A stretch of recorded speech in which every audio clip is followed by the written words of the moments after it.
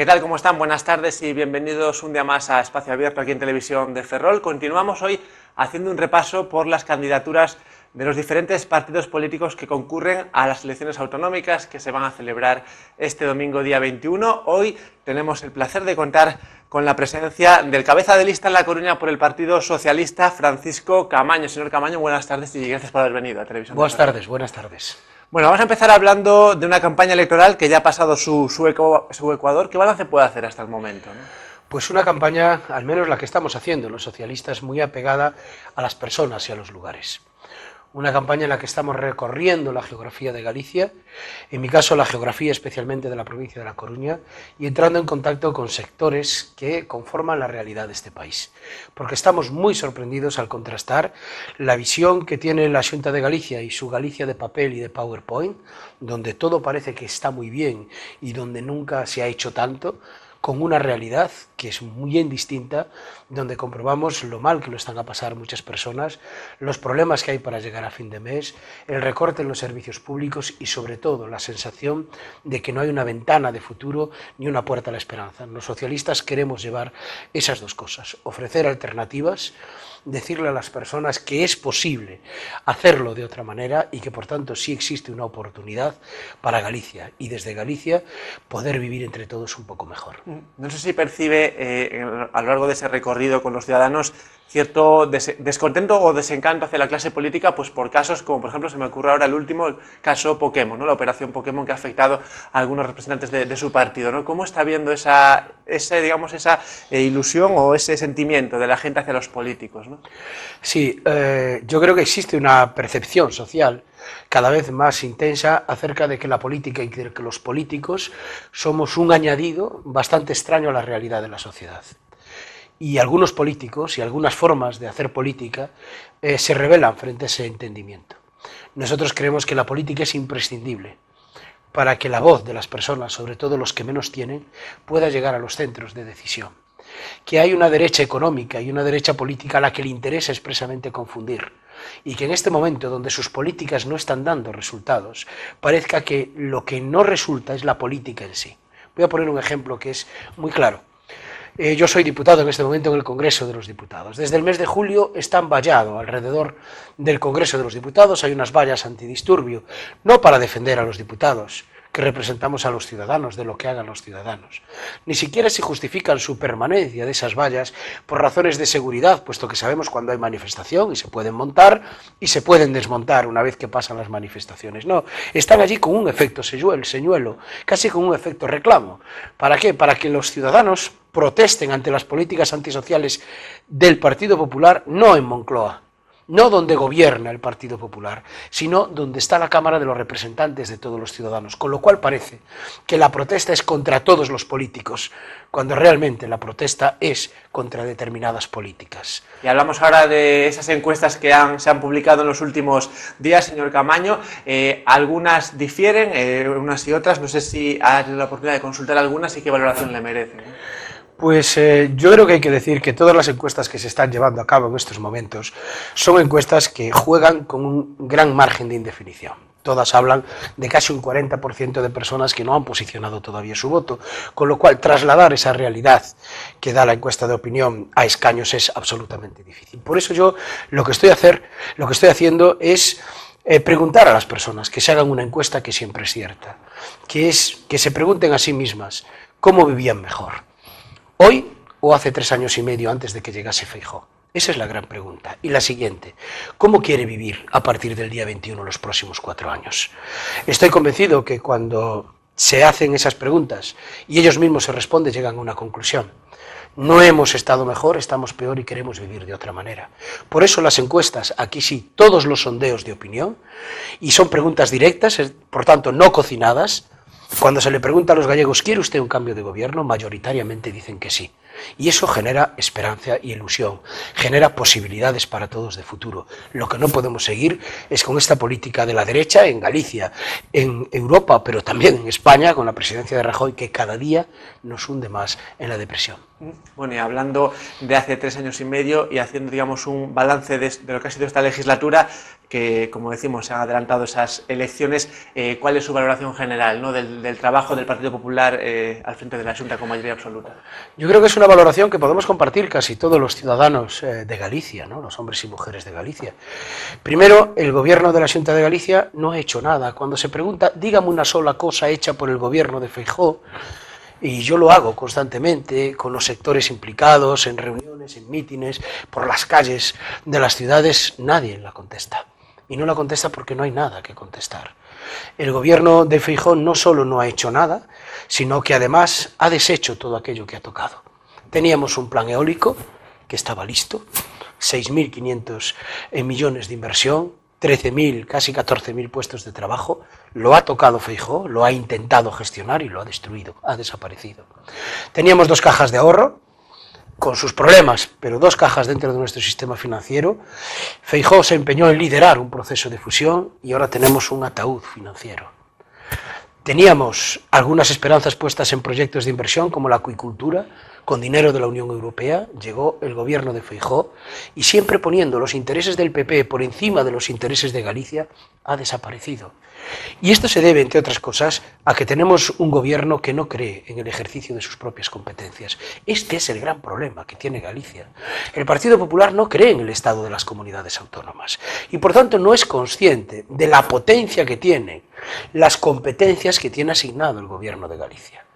Si por el contrario hiciese uso de sus competencias en agricultura, de sus competencias en pesca, en industria, planificase sobre el terreno y estuviese atento a la realidad, mucho mejor nos iría. Lo que es absolutamente intolerable es que en la comunidad autónoma, donde el paro tiene un ritmo de crecimiento mayor que en el resto de España, tengamos que escuchar a la consejera de Traballo y Bienestar Social diciendo públicamente que las políticas activas de empleo no crean ni un solo puesto de trabajo. Entonces, ¿qué ha estado haciendo durante todo este tiempo? Es que no hay nada que decir sobre políticas de empleo y programas y planificación de formación para jóvenes que se encuentran en desempleo. No ha hecho un solo plan de ayuda a jóvenes para que encuentren trabajo. ¿Qué ocurre con los parados de larga duración? No existen en Galicia. No hay que estar atendiendo y siguiendo su realidad. ¿Qué procesos ha hecho con empresas en Galicia para posibilitar el acceso y la empleabilidad de la gente? Nada. Por eso tiene la capacidad de decir que no crea ni un solo puesto de trabajo. No lo ha creado ella, porque ha renunciado a ejercer las competencias que el Estatuto de Autonomía y la Constitución le da. Y por eso Galicia vive un proceso agravado como sociedad, debido a estas políticas antisociales y de retirada del Partido Popular de nuestra realidad, que no se ha dado en otros lugares de España. Y eso es lo que nos parece absolutamente inquietante. Tenemos una oportunidad el día 21 de cambiar absolutamente las cosas sin mentir, hablando de la realidad de Galicia y acompañando a la gente. Antes hablaba de empleo, uno de de los mayores problemas en la sociedad gallega. ¿Cuáles son las prioridades en este sentido y también en el ámbito económico del PSDG? Pues en primer lugar, no engañar. Nosotros no vamos a prometer puestos de trabajo, como hizo Feijóo en su día, que iba a acabar con el paro en 45 días. La realidad gallega es la que es y hay que estar atenta. Y sabemos todos que la generación de empleo es algo que hacen las empresas. Por tanto, tenemos 2 líneas fundamentales de actuación. Una, el crédito. Las empresas no pueden dinamizarse y, por tanto, ampliar sus plantillas y generar trabajo si no tienen una línea de crédito eficaz. Ya sabemos que los bancos en este momento no facilitan el crédito, por eso nosotros proponemos en nuestro programa la creación de un Instituto Gallego de Crédito y de Finanzas para poder dar microcréditos y apoyo financiero a empresas que estén estructuradas y vertebradas en Galicia. En segundo lugar, hay que planificar es el establecimiento y la búsqueda de trabajo en función de nuestro tejido productivo. Y esto supone hacer 2 cosas que no se están realmente haciendo en este momento en Galicia. Primero, utilizar las capacidades del sector público. No hay que tenerle miedo al sector público en la economía en momentos de depresión económica.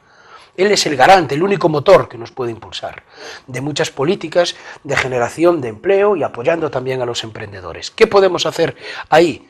Pues en primer lugar, planificando sectorialmente. Y puedo poner un ejemplo, solo uno, de lo que se podría hacer y no se está haciendo.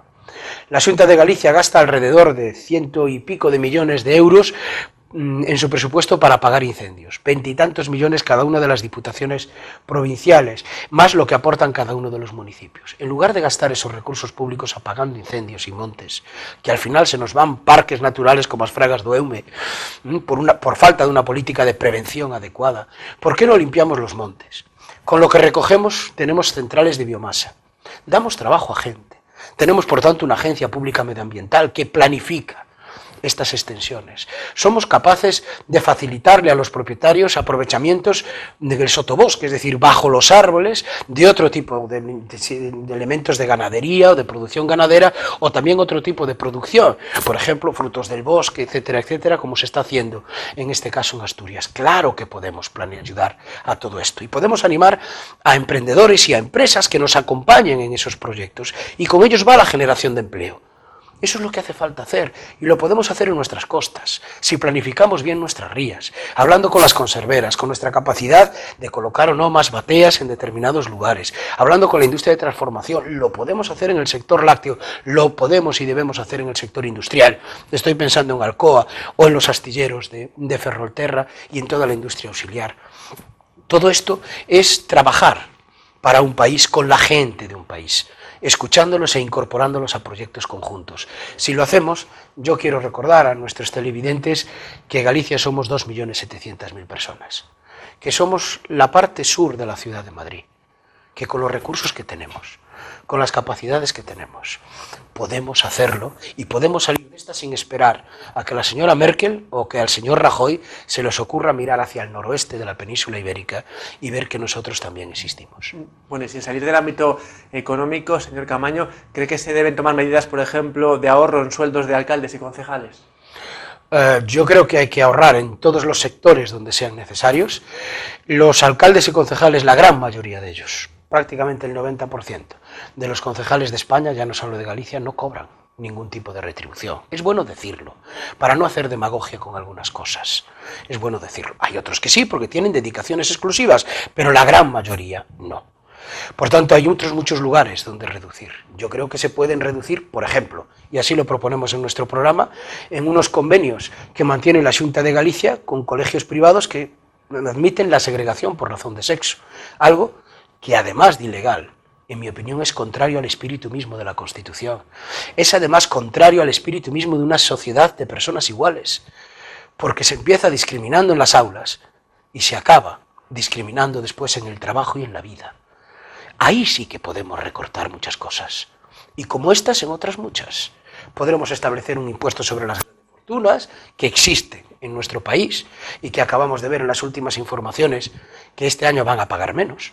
Es bien curioso que con la crisis que tenemos, las empresas que se dedican a la venta y a la producción de artículos de lujo sigan aumentando sus ventas. Algo hacemos mal en esta sociedad. Es ahí donde tenemos que pensar, es ahí donde están los ajustes que hay que establecer en un buen sistema fiscal, que no lo tenemos. Hay que hacer una gran reforma fiscal para que no lo paguen siempre las clases medias y las rentas de salarios. Las rentas de capital se escapan por múltiples rendijas, y como jurista se lo puedo asegurar, se escapan por muchísimas rendijas. Y ahí es donde hay que estar. Esa clase media, con independencia de que sea más conservadora o más progresista, pero que es la gente que se levanta, que va a su trabajo, que conforma las ciudades, que es la que atiende los servicios públicos. Esa clase media es la que está pagando injustamente la situación que estamos a vivir. Por tanto, ajustar a las administraciones sí, pero tan imprescindible como eso es hacer y reexaminar un buen sistema redistributivo de la fiscalidad en este país. Hablábamos antes de los concellos. Hay otros organismos sobre los que también se está cuestionando pues su futuro, como por ejemplo las diputaciones, ¿no? ¿Qué futuro cree que deben tener estos organismos? Pues yo he tenido la fortuna de dirigir una fundación, la Fundación Democracia y Gobierno Local, que es un referente en España, que precisamente estaba conformada por cabildos insulares, consejos y diputaciones provinciales. Y por tanto tengo un conocimiento bastante fundado de su realidad.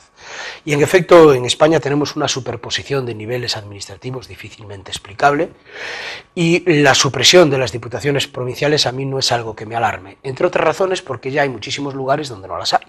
Todas las provincias uniprovinciales no tienen diputaciones, tanto ni en Asturias, ni en La Rioja, ni en Cantabria. Las Islas Canarias no tienen cabildos, que es otra cosa completamente distinta. Los consejos insulares baleares son distintos, por tanto no hay que alarmarse desde ese punto de vista. ¿Qué ocurre? Que para hacerlo, en mi opinión, si se quieren suprimir como entes locales íntegramente, hay que ir a una reforma constitucional. Mientras tanto, ¿qué es lo que proponemos desde el Partido Socialista de Galicia?